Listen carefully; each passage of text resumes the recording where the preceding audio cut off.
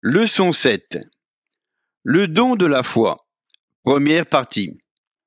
Écriture, Éphésiens 2, 8, Romains 12, 3, Galates 5, versets 22 et 23, 1 Corinthiens 12, verset 9. Vérité fondamentale. Ceux qui possèdent le don de la foi croient Dieu au point qu'il honore leur parole comme la sienne et l'accomplit d'une manière miraculeuse.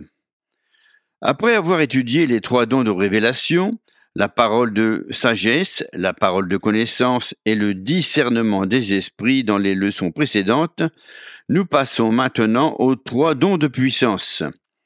Les dons de puissance, ceux qui agissent, sont les suivants. Le don de la foi, celui d'accomplir des miracles, et les dons de guérir.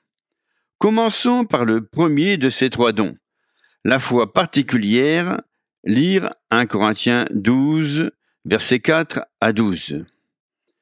Permettez-moi de souligner que le don de la foi, à l'image de tous les autres dons spirituels, est surnaturel. Il ne s'agit pas d'un talent naturel. On entend parfois dire que certains de ces dons sont naturels, tandis que d'autres sont surnaturels. Mais si l'un de ces dons est surnaturel, ils le sont tous. Je crois que chacun de ces dons est une manifestation surnaturelle du Saint-Esprit. Voir 1 Corinthiens 12, verset 11. La foi est le plus grand des 3 dons de puissance. L'Esprit l'accorde aux croyants, afin qu'ils reçoivent des miracles. Par contre, le don des miracles est accordé aux chrétiens pour qu'ils accomplissent des miracles.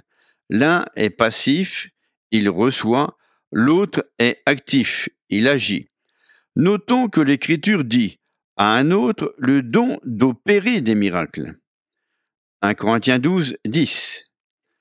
Lorsqu'on accomplit un prodige, on agit, mais quand on en reçoit un, on reste passif. Et c'est le don de la foi qui se manifeste. N'oublions pas que les dons de puissance sont intimement liés, tout comme les dons de révélation et les dons vocaux, la prophétie, la diversité des langues et leur interprétation.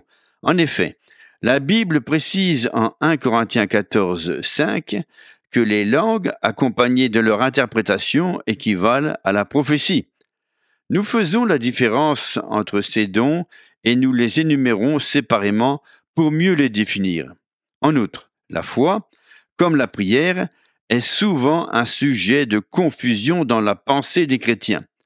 Nous avons tendance à mettre tous les différents genres de foi dans le même sac, à les mélanger et à les secouer tous ensemble. Pourtant, nous devons faire la différence, car il y a 4 sortes de foi. Premièrement, la foi qui sauve. Deuxièmement, la foi générale, qui appartient à chaque croyant. Troisièmement, le fruit de la foi, appelé la fidélité, qui est le fruit de l'esprit humain régénéré, la conséquence du salut. Quatrièmement, le don de la foi, ou la foi particulière, une manifestation surnaturelle du Saint-Esprit qui nous est accordée après le baptême de l'Esprit selon sa volonté. Comme quelqu'un l'a fait remarquer, la meilleure manière de définir une chose est parfois de démontrer ce qu'elle n'est pas. La foi qui sauve, Éphésiens 2, 8. Car c'est par la grâce que vous êtes sauvés, par le moyen de la foi. Et cela ne vient pas de vous, c'est un don de Dieu. La foi par laquelle nous sommes sauvés est un don de Dieu. Nous la recevons à travers la parole. Ainsi, la foi qui sauve vient de ce qu'on entend, et ce qu'on entend vient de la parole de Dieu. Romains 10, 17. Cependant, le don de la foi qui fait l'objet de cette leçon, la foi surnaturelle, diffère de celle qui sauve. La foi générale. Romains 12, 3. La mesure de foi que Dieu a départie à chacun. Il y a un genre de foi, je l'appelle foi générale, que tous les croyants possèdent. Elle s'accroît lorsque les croyants se nourrissent de la parole de Dieu et la mettent en pratique dans leur vie. Cette foi, toujours grandissante, est accessible à tous les chrétiens. Par contre, le don de la foi est l'un des 9 dons spirituels qui nous est accordé selon la volonté du Saint-Esprit. D'habitude, nous obtenons l'exaucement de nos prières grâce à la foi générale. Par exemple, nous recevons le baptême de l'Esprit Saint par la foi, et nous sommes exaucés par la foi. Car Jésus dit, « Tout ce que vous demanderez en priant, croyez que vous l'avez reçu, et vous le verrez s'accomplir. » Marc 11, 24. Beaucoup ont reçu des réponses à leurs prières par la foi générale. Avant d'avoir été baptisés du Saint-Esprit, ils ont été exaucés parce qu'ils avaient mis leur confiance en Dieu, mais cela est différent de la manifestation de la foi particulière. Si le don de la foi était indispensable pour obtenir une réponse à nos prières, par exemple pour la guérison physique ou pour faire face à un besoin financier, aucun exaucement ne serait possible avant le baptême du Saint-Esprit, car c'est alors que ce don se reçoit, selon la volonté de l'Esprit. Nous savons qu'un grand nombre de croyants ont été exaucés par la foi générale, avant de recevoir le baptême de l'Esprit Saint. Nombreux sont ceux qui ont été guéris par la foi dans la parole de Dieu, bien avant d'être remplis de l'Esprit. Nous avons tous exercé la foi générale pour recevoir des réponses à nos prières. Si l'exaucement était le résultat de la foi particulière, peu de gens, même parmi ceux qui sont baptisés de l'Esprit, en auraient l'assurance. Pourquoi? Parce que ce don n'est pas promis à tous les croyants remplis de l'Esprit. La parole de Dieu dit, à l'un est donné par l'Esprit une parole de connaissance, à un autre la foi par le même esprit. 1 Corinthiens 12, versets 8 et 9. À propos du don de la foi, Paul dit dans sa conclusion à la fin du chapitre, « Tous ont-ils le don des miracles ?» Verset 29, « Non. Tous ont-ils les dons des guérisons ?» Verset 30, « Non. » Nous pouvons donc ajouter, « Tous ont-ils le don de la foi ?» La réponse à cette question est également négative. De toute évidence, le don de la foi diffère de la foi générale, qui appartient à chaque croyant. Si nous devions compter sur ce don pour obtenir l'exaucement de nos prières, tout le monde ne pourrait pas être exaucé. Le fruit de la foi, Galates 5, versets 22 et 23. Mais le fruit de l'esprit, c'est l'amour, la joie, la paix, la patience, la bonté, la bienveillance, la fidélité, la douceur et la tempérance. La loi n'est pas contre ces choses.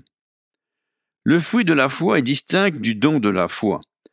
Galates 5, 22 et 23 parlent du fruit de l'esprit qui inclut la foi. Cependant, dans l'original grec, ce fruit n'est pas appelé foi, mais fidélité. Le fruit de l'esprit développe le caractère chrétien, tandis que les dons spirituels sont destinés à procurer de la puissance dans la vie du chrétien. Le propre du fruit est de croître. La foi ou la fidélité est un fruit qui grandit dans la vie du chrétien pour affermir son caractère spirituel. Par contre, la foi particulière est un don accordé par l'Esprit de Dieu selon sa volonté.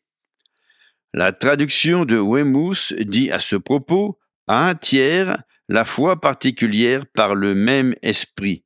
1 Corinthiens 12, 9.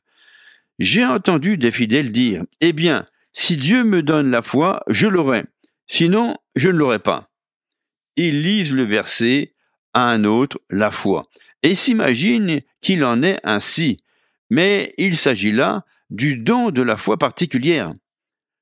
Le don de la foi. 1 Corinthiens 12, 9. À un autre, la foi par le même esprit. De toute évidence, le don de la foi n'est pas accordé à tout le monde, mais uniquement selon la volonté de l'Esprit de Dieu. C'est une manifestation surnaturelle du Saint-Esprit qui nous rend capables de recevoir un miracle. Il ne s'agit pas d'accomplir un prodige, mais de le recevoir passivement. La foi particulière se distingue des autres genres de foi par la manifestation du surnaturel. Elle nous fortifie pour croire en Dieu d'une manière surnaturelle, afin de recevoir un miracle, sans tenir compte des obstacles qui se dressent contre nous. Dans la catégorie des dons de puissance, la foi particulière, les miracles et les guérisons, le don de la foi est le plus grand.